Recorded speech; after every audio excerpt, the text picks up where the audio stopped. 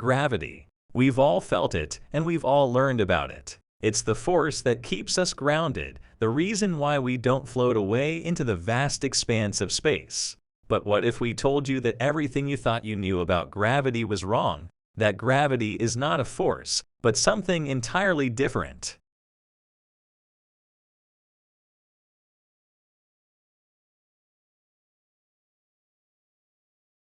To understand what we mean, let's first talk about what we think we know. According to the most commonly accepted theory, gravity is a force. It's the force that pulls objects towards each other, and it's proportional to the mass of the objects and the distance between them.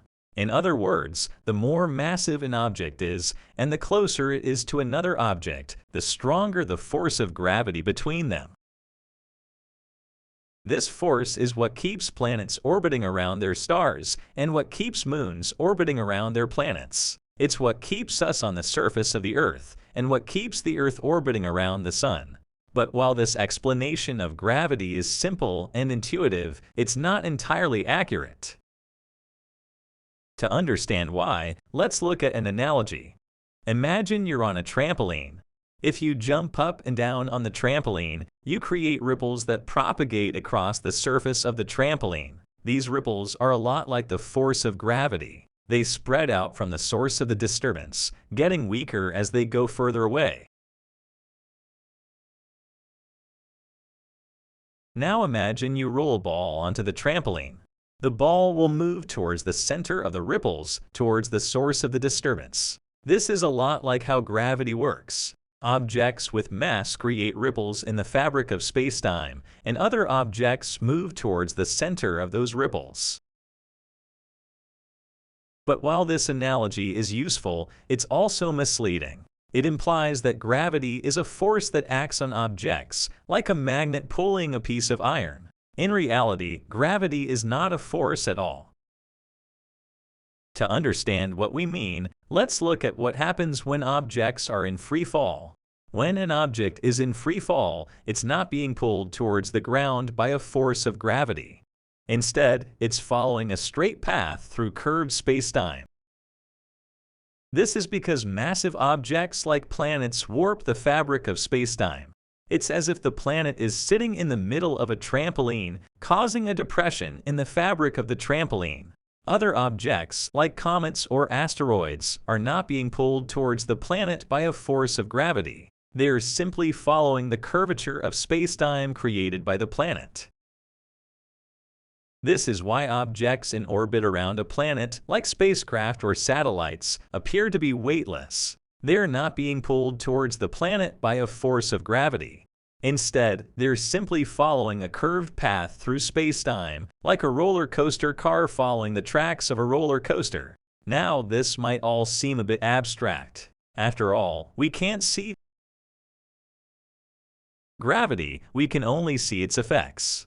But we can observe the effects of gravity in some extreme cases, like around black holes. Black holes are some of the most extreme objects in the universe. They are so massive that they warp spacetime to an incredible degree. This warping is so extreme that it can cause light to bend around the black hole, creating a phenomenon known as gravitational lensing. Gravitational lensing is a powerful tool for astronomers. By observing the way light bends around a massive object, they can learn a lot about the object and the spacetime around it. But while we've been talking about gravity in the context of massive objects like planets and black holes, the truth is that gravity affects everything with mass, even you and me. When you walk on the ground, you're not actually touching it. The atoms in your feet and the atoms in the ground are repelling each other at a microscopic level. So why don't you fall through the ground? It's because the mass of the Earth is warping the fabric of space-time around it, creating a curved path that your feet follow. This is why when you jump out of a plane, you don't fall straight down. You follow a curved path through space-time, just like a planet orbiting the Sun. This also explains why the Moon doesn't crash into the Earth. It's not being pulled towards the Earth by a force of gravity. Instead, it's following a curved path through spacetime, just like the Earth is. In fact, this is true of all objects in space. When two objects are in orbit around each other, they're not being pulled towards each other by a force of gravity. They're simply following a curved path through space-time created by the mass of the two objects. So what does this mean for us? It means that gravity is not a force that pulls us down to the ground. It's not a force at all. It's the curvature of space-time that creates the path we follow through the universe. And this is just the beginning. Our understanding of gravity is constantly evolving, and new theories are being developed all the time. From the search for a theory of quantum gravity to the mysteries of dark matter and dark energy, the study of gravity is one of the most exciting and important fields in all of science. Gravity is one of the fundamental forces of the universe, and understanding it is essential to our understanding of the cosmos. From the smallest particles to the largest structures, gravity affects everything in the universe. And as our understanding of gravity evolves, we'll continue to unlock some of the biggest mysteries of the universe. So the next time you feel the pull of gravity, remember that it's not a force that's acting on you. It's the curvature of space-time that's guiding you through the universe. And who knows where that path might lead.